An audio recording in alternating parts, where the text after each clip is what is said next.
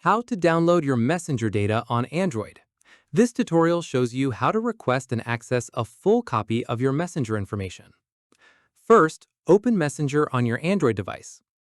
Tap on your menu at the bottom right. From there, tap on Settings. At this point, scroll down and tap on Account Center. From there, tap on Your Information and Permissions. After that, tap on Export Your Information. In the next step, an in-app browser will open showing your export options. From there, tap on Create Export. Following this, tap on Export to Device. From here, tap on Customize Information to choose exactly what you want included. At this stage, tap on Clear All first, then select only the data types you want, such as messages.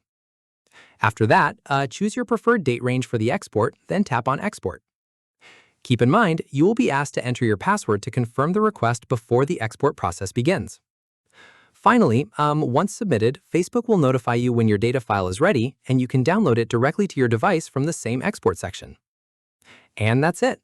If this guide helped you download your Messenger data, give it a like, subscribe for more Android tutorials, and tap the bell icon for updates. See you in the next one.